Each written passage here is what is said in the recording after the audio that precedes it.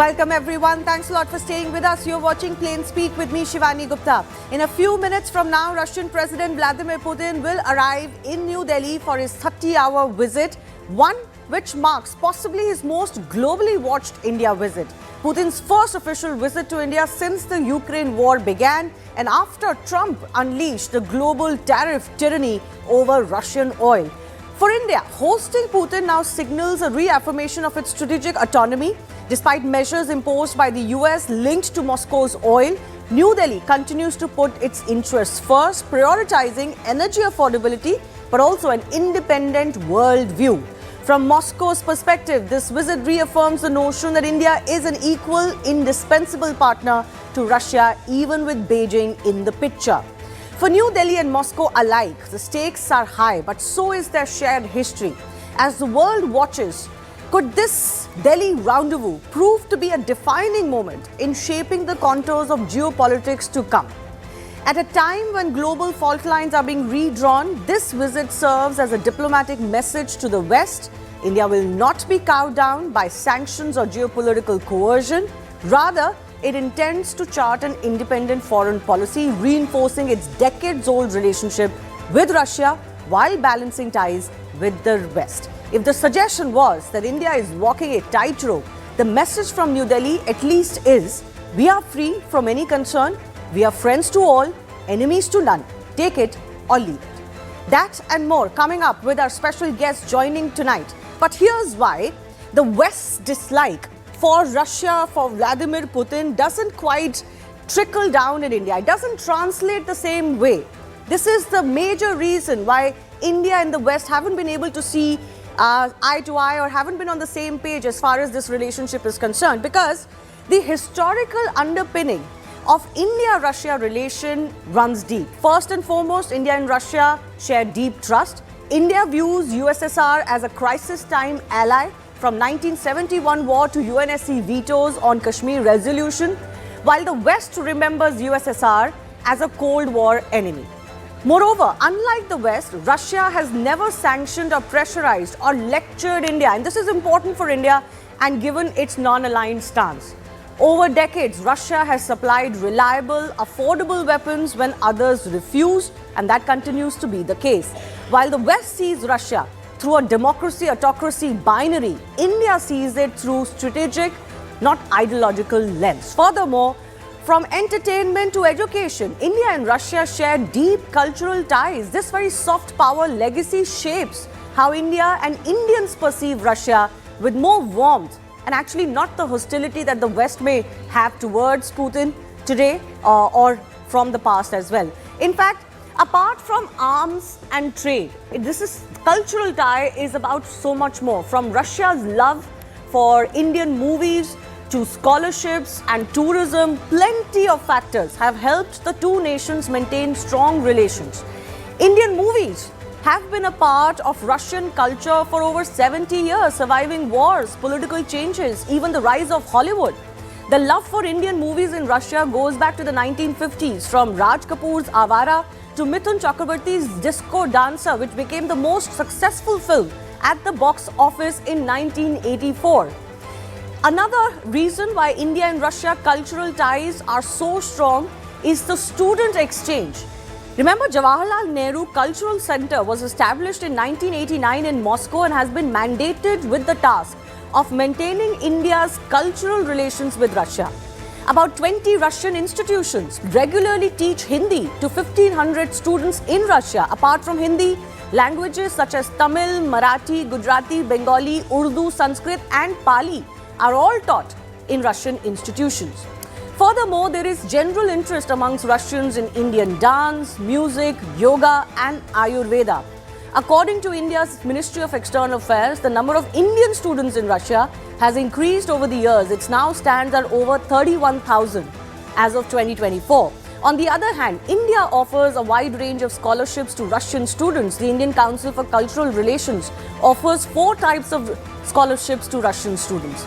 And let's not forget, Russian literature is still taught in Indian universities with dedicated Russian studies departments. In fact, the works of renowned Russian authors like Dostoevsky, Leo Tolstoy and Anton Chekhov have all been widely read, even adapted in India. This is why possibly the hate that the West may have for Russia and Putin doesn't translate in India. And the big debate that's coming up today, even as India rolls out this red carpet for Putin, the Prime Minister himself is expected to receive him at the airport. Is this not a strategic message to the West as clear as it can get?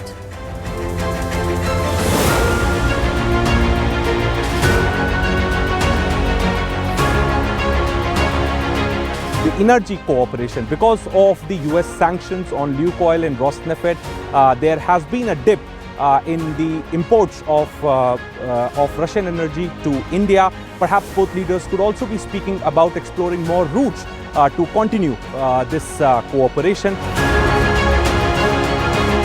Defense Minister Rajnath Singh held a bilateral meeting with his Russian counterpart at the Manekshaw Center. This will be a key moment for formal discussion on future defense cooperation, including S-400 follow-on units and potential procurement of the S-500 and also Su-57. Vladimir Putin refers to Prime Minister Narendra Modi as my dear friend. Yeah. And Modi has referred to Putin and Russia as an all-weather ally and a trusted friend as well.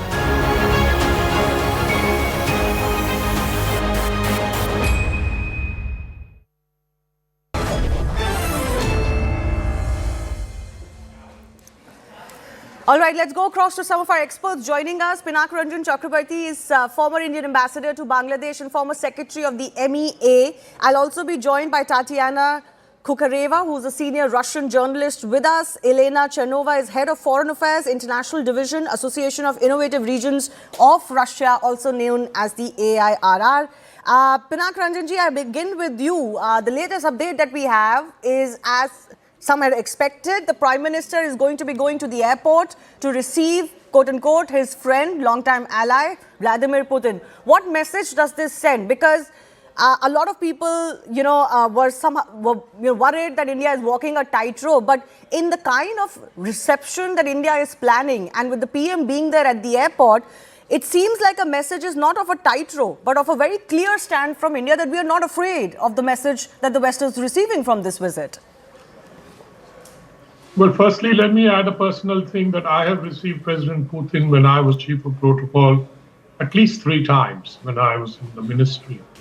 Right. And I remember those occasions as well. And on some of them, the Prime Minister did go to receive President Putin. So I'm not surprised that the Prime Minister is going. This happens when you want to welcome a close friend. The Prime Minister, as we say, breaks protocol. Because the protocol is a template which is normally followed, but sometimes you don't follow it to express a special kind of a sort of a welcome, which is what I think Prime Minister will be doing. And I'm not surprised because he's done it before, and I think President Putin has been, this is I think I don't know which number visit this is, 11th visit I think to India, after we signed the special strategic agreement in 2000. So, but it's after 4 years. So naturally, this is a very memorable occasion. And given the international situation today, it becomes even more important that... which is why I ask, PM going there, quote-unquote, breaking protocol again. From India, the message clearly is that, we are not so worried about what the West takes from this. Look, I don't subscribe to that. We are not sending a message to anybody. We are building a stronger foundation to a very strong bilateral relationship that we have had with Russia for decades. I mean, this is not today's relationship, and hence we are only trying to rebuild or perhaps add more blocks to that relationship that we have had for many years. So I don't think we are trying to send a message. If anybody else wants to read a message, that's their business. Really. That's their business. And we are not really, concerned about that. We are building and sending a message to the 2 countries and the people of the 2 countries also that we remain steadfast friends. Yes. No, but let me then come to the the crux of the issue here. Ruslan Botnik is international affairs expert joining us, I believe, from Kiev in Ukraine. Also, Tarak Arta, former director NSCS, is also with us. So, Ruslan, let me begin with you. Why is there a lack of understanding or an insistence against India's special and long-standing relationship with Russia, regardless of the situation in Ukraine? Why is the West either failing to get it or refusing to accept it? I think there is this very clear understanding what is going on, but the West and of course Ukraine are not ready to accept this Indian position as something true or something balanced and something leveraged. So because the formal, the public demonstration of this absence of understanding, it's methods of influence, I think, for Indian position. I'm not fully agree with my previous colleague. I think this meeting with airport is a signal for the West, especially for United States, that India's side is not only ashamed by the Putin, but also making his independent policy positioning towards the United States especially policy, because the United States imposed the tariffs, trade tariffs to India because of cooperation with Russia. And now Indian Prime Minister is meeting Putin in so wide circumstances. It's a signal to the West, to the United States, that India is not going to be defeated, and India is not going to making some back steps even under the pressure from the West. No, which is exactly why it seems like the West's insistence, as you put it, Ruslan, to not accept the Indian position, it's only self-defeatist. It's also, kind of souring the relationship, which was a burgeoning relationship between India and US and Europe, for example. But before I come to that, let me also go across to Tatiana, because, to expect that India would completely upend its friendship and a time-tested friendship with Russia just because international situation has changed because of this war was always an irrational demand. And the West doesn't seem to get it. Well, Shivani, I can't quite agree with you in terms of it being an irrational demand on the part of the West, because that would essentially mean that the West is ready to live in a non-Western dominated world. Right. It hasn't been. The playbook has changed, but to expect for any US president, we talk a lot about Donald Trump being irrational or being this and that, which in fact he's not. He's just much more straightforward than, his Democratic predecessor. To expect from any American president to willingly accept the fact that it's not an American-dominated world anymore, and to accept India as an equal kind of partner, and accept the fact that there are countries, and not just India. I mean, look at the Gulf region. The countries that are very, very straightforward about the fact that they want sovereignty. They want geopolitical sovereignty. They want, and they have every right to be at the table, at a round table. Not at the table where the US is at the head of the table and dictating terms. The whole narrative of it being a message to the West suggests the fact that India needs to send some sort of a message. Even that in itself, in the root, kind of means that there is a message to be sent, because they need to show something to the US and the West. No, I get where you're coming from, but it is only realism that there was indeed a lot of pressure on India. You are aware of it. All of us here are aware of it, of the kind of pressure India has faced. And many expected it to buckle down because India has its own needs. It needs the US and the West as well. It cannot completely, disregard their sentiments or their concerns. But there was an expectation that India would buckle down. And I think the message from India clearly is that we haven't in the past, we're not going to in the future. Oh, absolutely. But it's a very clear, very simple explanation, because there was pressure all around. And, because simply put, because Europe had, because Europe did kind of crumble under that pressure. Exactly. And but again, can we really compare countries like India to, say, Britain? You know, can we really compare the European struggling economies? And they are struggling. I mean, we need to face the facts. Again, the economic flagship of Europe, kind of the driver of economy in Europe, which used to be Germany, has been in economic decline for over 2 years now. And there we have India that has been growing. I mean, we need to redefine the playbook on an international level, because even the suggestion, you know, that we have the developed countries and then we have developing countries. Yeah. No, fair enough. The rules have changed, though. No, absolutely, Tarakarta. Of course, Tatiana is right in that. I mean, that indeed is the message that India is sending, right? That the West is not in the position to dictate terms to anybody anymore. Yes, India has its concerns and its needs and requirements. But one, we've never done diplomacy like this. And secondly, we're not going to start now when we're vying to become a $5 trillion economy. Ma'am, I think... Yes, go ahead. I think I would go with what Ambassador said. See, both leaders are very similar in this, in terms of having a very personal relationship. You know, they see things through that lens. And Prime Minister Modi and Mr. Putin are known to have a very good relationship. This Prime Minister, whom I've been in his administration, he doesn't stand on protocol. When he wants to do something, he'll do it. So there's also a personal thing involved.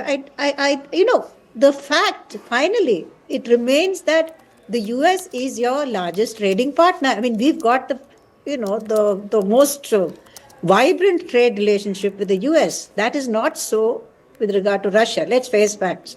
So it's not so much sending a message, but also an acknowledgement that Russia has stood by us, even recently. You remember when that Article 370, China tried their best to put it on the UN table and Russia blocked it. We've supported Russia. And I mean, this is something we've done for years. It comes very naturally to the Indian establishment to back Russia, because we really have nothing against each other. This is one of those rare relationships where you're not competing with each other at all. You, in fact, sort of support each other at various times. So in that kind of a relationship where there's a degree of comfort, I'm not saying everything is hunky-dory, it's not. There is a degree of comfort with each other, which is why we've also gone in for this, we can come to that later, this logistics agreement. That's the next step. So it makes a lot of sense. So are you suggesting, Tarakarta, that in that sense there is absolutely no trepidation, if that may be a strong word, in the Indian system, that there is going to be possibly more hit back from US or the West because of this visit? Oh, I think there's a very clear-eyed realism that if you go in for any major defense deals, there will be a blowback. There's no two ways on that. Energy, we've already cut down. It's already gone down by, I think, about 30%, the kind of energy we've been taking from Russia. But all of this comes back to the point which Prime Minister has been making, that it is in our interests that the Ukraine war has to end. You know, if that ends, then we can go forward with so many things. I mean, there's, apart from the very moral aspect of the thing that Ukraine needs a break. I mean, come on, enough is enough. Right? So apart from that, the fact is our own interests are affected by the war. Okay. So I'll come back to what could be the consequences of what happens and what is likely to happen, not likely to happen during this visit. But Elena, I want you to come into this conversation. According to you, what do you think is the message that India is sending? Speaking on today's official visit of Russian delegation and its level, including ministers, head of government cooperation, heads of Russian banks, we expect about 10 intergovernmental agreements and more than 15 contracts to be signed. And it's a strong signal to other world that we have our private interests in such spheres as high tech, like nuclear technologies, aerospace, payments, agri-technologies, biosafety, which shows that we don't need any yes from the rest of the world. As Russia and India had a trade volume over $70 billion, and it's exceeding, and we expect it to be more than $100 billion by 2030. So we have a very strong ties, not historically, but also in education, in high tech, in culture. It's a strong ties between our leaders, and we don't need any signal from the Western countries to straightforward in our contacts. I want to go back across to Ruslan as well. Do you think that this realization has set in that, you know, the strategy of trying to publicly bully India is not going to work? You're going to have to work behind the scenes with India if you want to express your concerns and have them on the table. But the manner in which, for example, it was done recently, that certainly seems to have backfired. Do you think there's a sense in NATO countries about this? Maybe, but I think we are still waiting some kind of political apologies from India in the West. What I mean? What am I mean? I mean that India, every time after such steps, after the meetings with Russia, with some agreements with Russia, India is trying to strengthen the connection with the West. So after this visit, I'm sure that Indian government will try to make some maybe calls or plan some visits to the West, and even maybe some additional connections with Ukraine. It was so after the last visit of India's Prime Minister to Russia, as you remember, then was visit to Ukraine. India is trying to leverage it to balance in geopolitical arena, because India is a really non-alignment state which is providing its own independence international policy. But you are right, absolutely, that this old strategy of post-colonial strategy, when we have a very dominated power which is able to put any country in the world in a special position to blame it or to demand some kind of behavior. This time in the past, and now we are living in multipolar world when no one can really make a significant fatal pressure to anyone. Exactly. And you know, Pinak Ranjanji, what happened because of, you know, the explosion in the style of functioning of the US administration with Trump coming to power and all of this tariff that was going on, his aides talking about India in a very demeaning manner, almost trying to bully us, you know. The problem that happened was that India was working towards a deeper strategic relationship with the US. I think that was the sense in New Delhi and the excitement in India that India and US are going to power through to a long-standing, very strategic relationship. But that public stance and posturing against India, it just completely spoiled the pitch. Well, as I was saying, that the strategic autonomy means that we would like to build relations with everybody. And we were doing it with the US as well. And because India is not a country which will choose sides or will be allied with anybody in the traditional sense that the Americans accept alliance systems, etc. They call it the treaty alliance partner and things like that, or a non-NATO partner. So India was never in that position, but we have links, very strong links with all these countries. And there is no question that India is going to choose one or the other.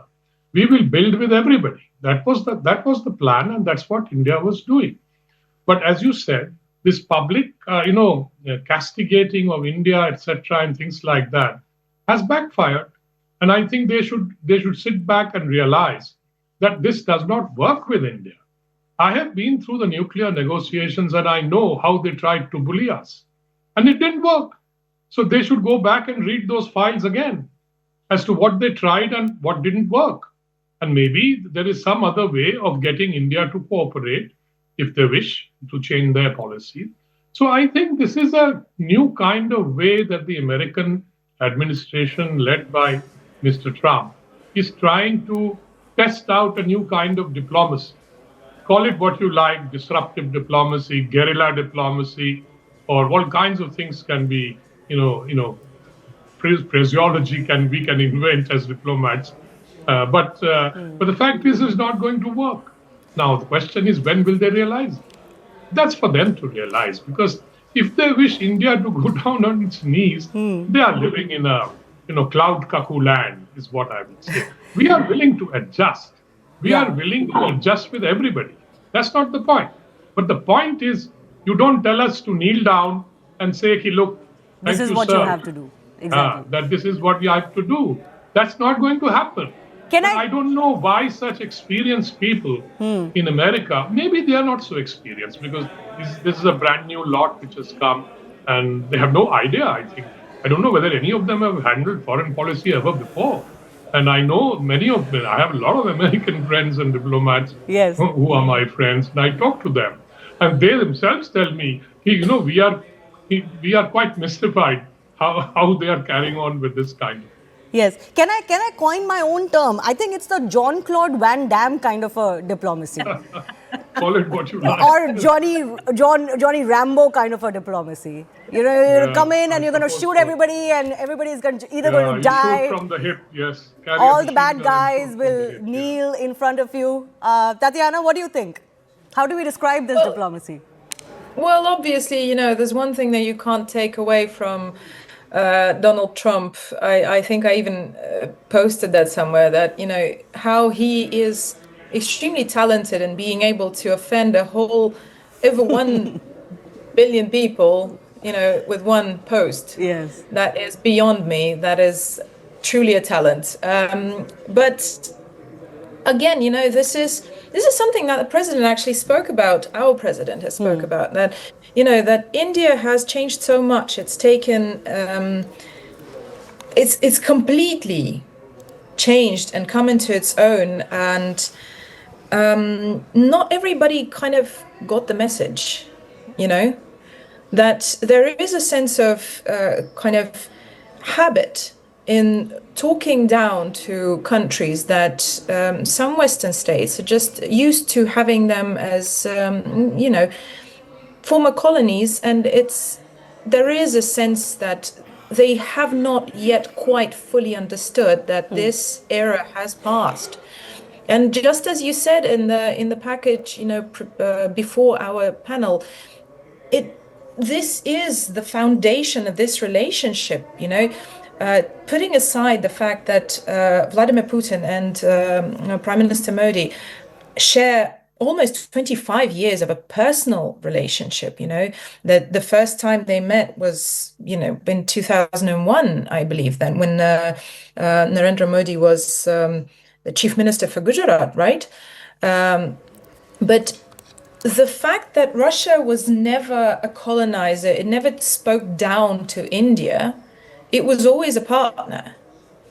So the difference in diplomacy is very, very clear. It was very, very clear from the very beginning.